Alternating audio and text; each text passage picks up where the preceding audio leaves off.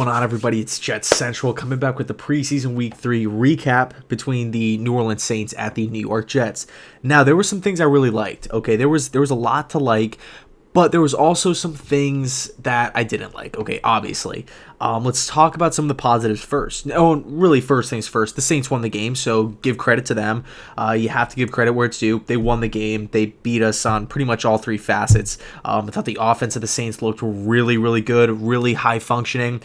Pretty much like a well-oiled machine, but what else? I mean, you can't really expect anything less than Drew Brees, future Hall of Famer, Sean Payton, one of, if not the best offensive-minded head coach in the game, next to Andy Reid, next to Belichick, next to Doug Peterson. You could kind of pick, choose whichever guy you kind of want there, depending on your style of football, your preference of football, I should say. But, yeah, I mean, the Saints offense looked legit, right? Breeze shredded us. Bridgewater, ex-Jet, shredded us. Even Taysom Hill was in there making some plays, all right? So, but I said I was going to start this video off positive. So, as far as the Jets offense goes, Sam Darnold looked good, right? He was escaping pressure, right? It was a tough. We played against one of the best teams in the league. Okay, let's not, beat around the bush here. The Saints were literally a play away from the Super Bowl last season. I personally believe if they would have made it to the Super Bowl, they wouldn't have choked like the Rams did against the Patriots. I think the Saints would have won the Super Bowl last season. So the step up in competition was huge, based on coming from week 2 to week 3. Obviously, last week we played Atlanta.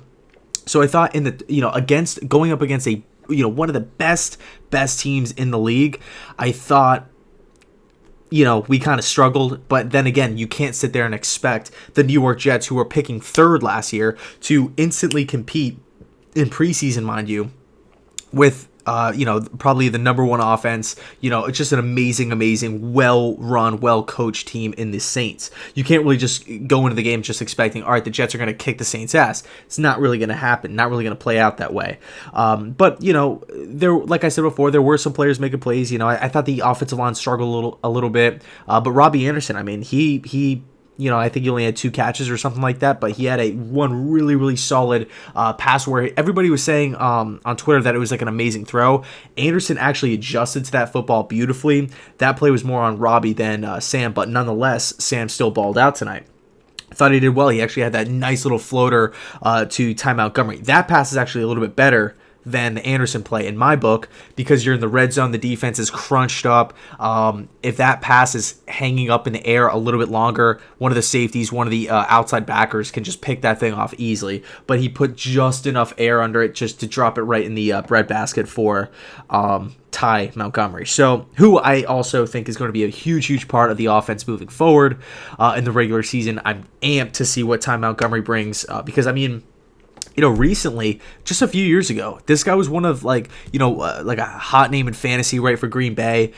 I really like what Montgomery brings to the table. He's almost like a poor man's Le'Veon Bell, if you want to think of it that way. So, really like what I saw from Montgomery. Love what I saw from Sam. Anderson was out there making plays.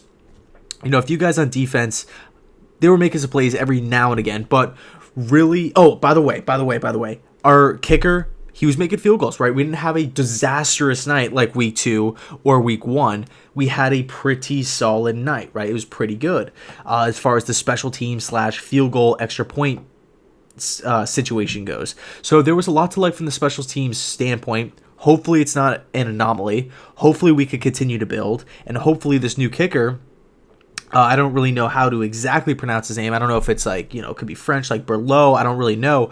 But hopefully he got the jitters out week 2 preseason. All right, so really like what I saw from special teams. But the number one thing that was just the number one thing, the most important thing, was that nobody got hurt. And I saw a few Jets fans on Twitter complaining about, the starters not playing a lot. I am completely fine with the starters being taken out when they did, especially on the news, or on the same night that Andrew Luck retired basically because of injury, on the same night that running back Lamar Miller tears his ACL. Could have been Achilles. And anyway, I mean, last night we even saw Gerard Davis go down with an injury. We saw Ragnow go down with an injury. The preseason is brutal. I'm happy nobody got hurt. Okay, and we already had to bite the bullet with Avery Williamson going down. Copeland's going to be out. Trumaine Johnson is hurt. Brian Poole, Poole's hurt as well. So May's not 100%. So we do have a lot of question marks with the injuries. So I'm really, really excited that we got out of tonight. We escaped preseason week 3. It's almost like 50 pounds has been relieved off our backs. So really, really exciting stuff. Didn't get hurt. Let's coast through preseason week 4. Let's see who makes the roster, who steps up with the third team, who steps up with the second team. I'm hoping some of these guys get some reps. Blake Cashman, Ja'Kai Polite, some of these younger guys also get into kicking situations, force this kicker into odd spots, whether it's extra points or field goals. Go out there, if you're the special teams coach and you're Adam Gase, make the decision to go try a 55-yard field goal. Attempt the 58-yarder next week. Let's really throw the kitchen sink at him, see what he's got, so he's not a deer in headlights when it actually happens in the regular season when it counts. So give him the reps now, coach. So I'll leave it there. There was a lot to like, even though we lost, but there was still a lot to like. Again, Sam balled. Robbie Anderson made some plays. But still, real quick before I end the video, one of my concerns going into the game was really just the Jets' defensive backs. I knew Adams is going to bring it. I knew that. You knew that. Every Jet fan out there knows that Adams is going to bring it. Saints fans probably know that pretty well, too, because he obviously played at LSU. They got their good share of Jamal, the president, as well. But, Jamal, of course, he's like the outlier. He's one of the best players, best safeties in the league. But it's kind of everybody else. How is Darryl Roberts doing? How are, these other guys doing?